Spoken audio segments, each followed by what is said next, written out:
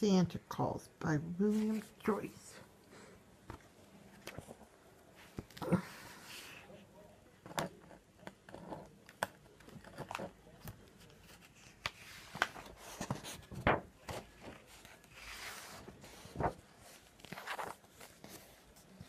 Little Mary Catherine, who makes every day seem like Christmas.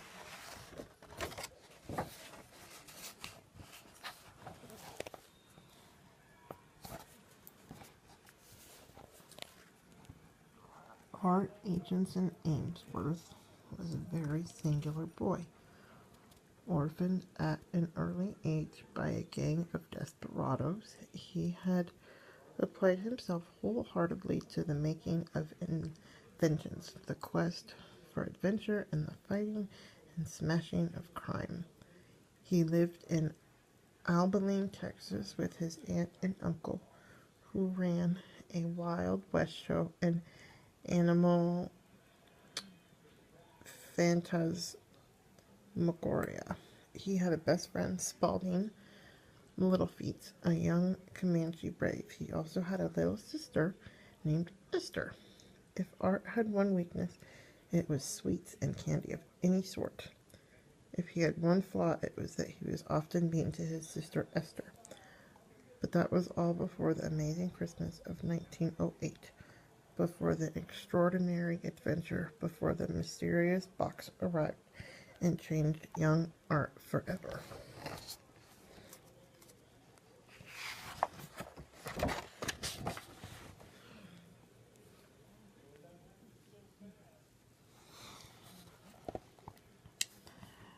They found the box outside their prairie laboratory one dusty December day just before Christmas. No one knew how it had gotten there, and the only clue to its origin was a large SC stamped on one side. "Holy mackerel," said Art. "What a mystery." "I suggest we examine it scientifically," said Spalding. And so, using the most scientific method at their disposal, they poked the box with a stick. Noting a note instantly emerged. It read, "Open the box. Assemble the contents. Come north. Yours, SC." SC, they all wondered aloud. "By the rings of Saturn," cried Art, examining the box with a magnifying glass of his own design. "I've got it." Spalding stepped closer and whispered, "You mean?" "Yes," said Art. "It's from Santa Claus himself." "Gee whiz," said Esther in awe. "Santa calls."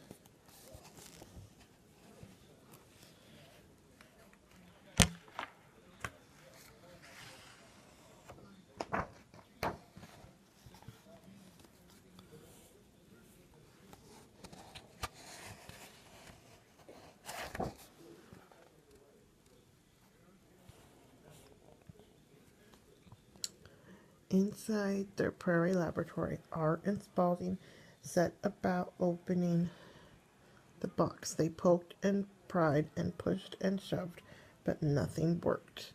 "I wish it would open," said Esther. The box rattled, then shook, then quaked, then opened. They were thunderstruck. "It appears to be a flying machine," said Spalding. "To fly north in," said Art. "To see Santa," said Spalding. "But why?" wondered Art. Esther smiled, but said nothing.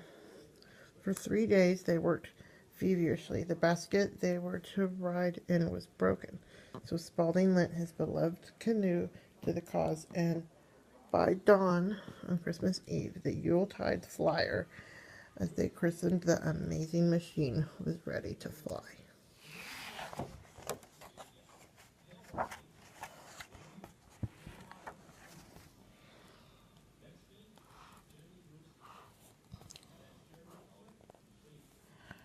At first, Art refused to let Esther make the trip. "You're too little to come," he told her as he prepared to leave. "I'll tell if you don't let me go," she threatened. Art gazed at her squarely and said, "You know, an Ainsworth never tells." Esther watched solemnly as Spalding started the engine.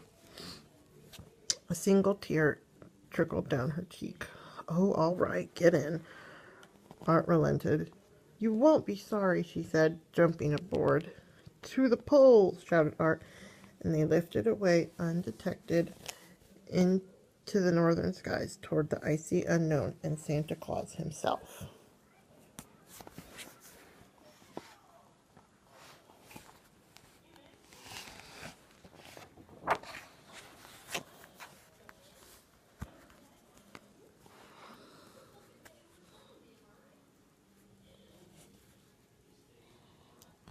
By afternoon, using a compass of his own design, Art piloted them to the polar ice cap at the very top of the world. I wonder why Santa has called for us, said Spaulding as he reached for a blanket.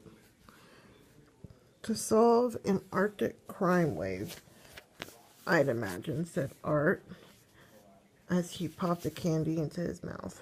Then they all grew quiet. There, just ahead, was the North Pole, shining through the clouds. It was the most beautiful thing they had ever seen.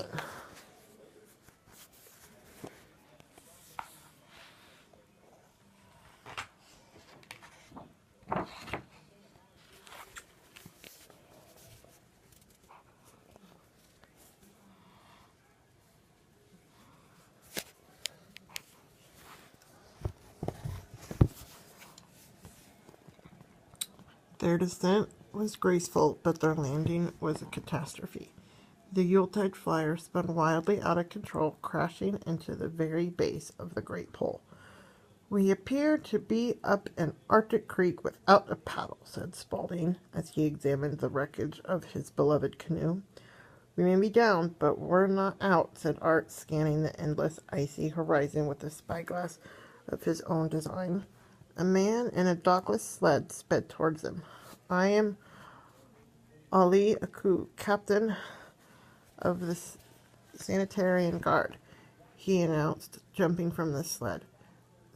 Step lively now, there's no time to waste. Darkness falls quickly here, and with it come the dark elves and their evil queen. What are dark elves? Asked Spaulding, climbing aboard. Trouble, said Ali Aku evenly, and he gunned the sled across the frozen tundra.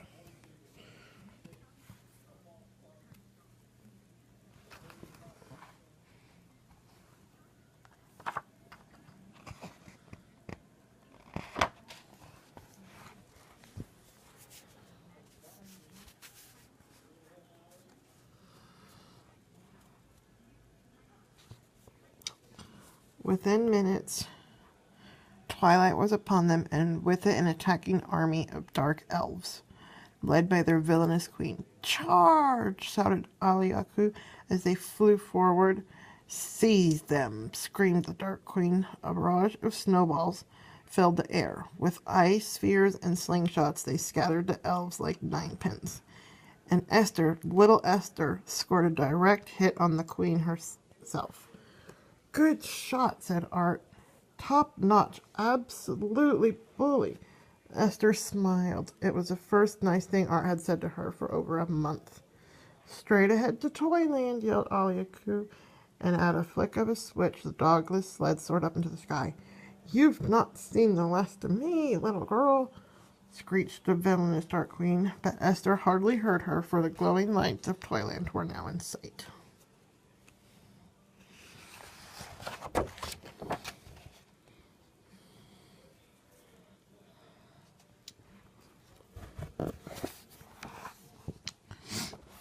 Toyland was everything they wished for and more than they ever dreamed possible. It was a vast, glorious, and glittering city. Creatures of every continent and people from every land brought together for one purpose and one purpose only, pronounced Ali Aku, to make toys. But why has Santa sent for us? Asked Art. I know not, replied Ollie as he steered them to an open square in the heat of the metropolis. A huge sign read, "The best of the old, the best of the new, the best that is yet to be." The Toyland motto, said Ollie, saluting proudly as they landed.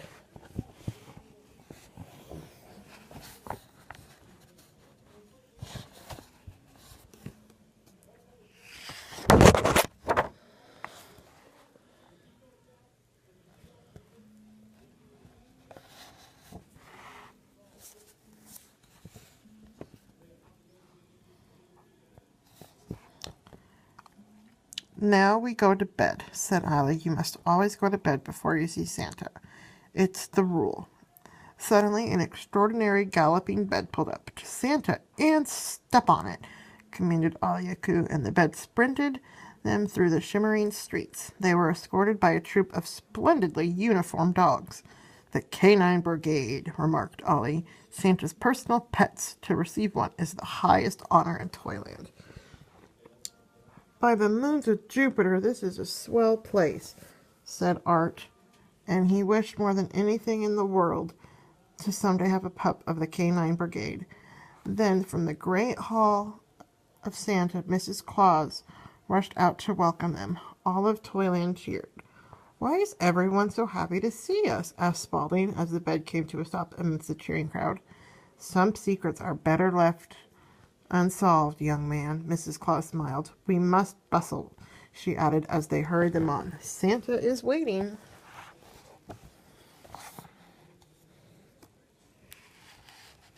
That's too far. There we go. Dear Santa. Mrs. Claus led them into an enormous room. The crowd parted. Drums rolled.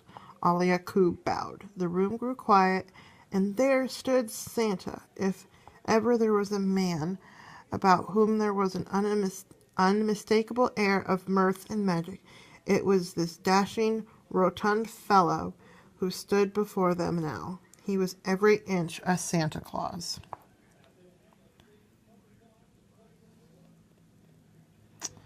Spaulding, Art, and dear little Esther, he said gladly. You're just in time. He stepped down from the globe of good children and waved them closer. Shall we take a ride? Yes, cried Esther. The two boys could only nod, speechless. It's Christmas Eve. My sleigh is the order of the day. Santa snapped his fingers and the Christmas sleigh was brought forth.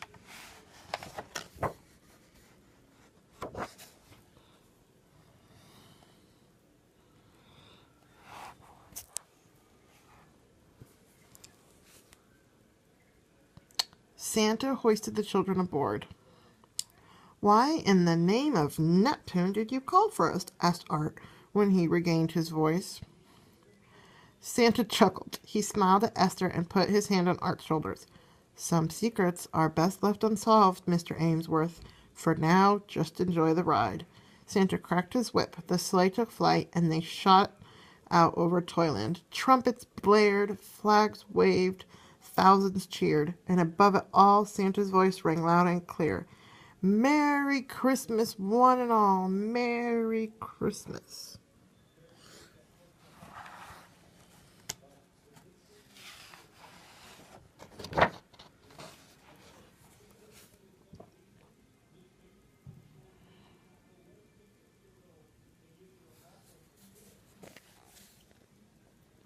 As they flew over the pole, ominous clouds appeared. A balloon, unlike the others, swerved into their path. Out of the way, bellowed Santa, but the sky grew thick with dark elves, ice, and snowballs. A cluster of dark elves swept aboard and plucked Esther from the sleigh. Esther! Shouted Art, reaching for her. The queen squealed with delight. To the castle, she cried, and vanished into the clouds. Call out the guard and attack the queen's castle, commanded Santa. Esther must be saved. Wait, said Art urgently, for he felt something he had not felt before. She's my sister, and I will save her. Do the elves have a weakness? Candy, replied Santa. Art's eyebrows shot up. Aha, he said. I have a new invention. Ollie, Spaulding, I need your help.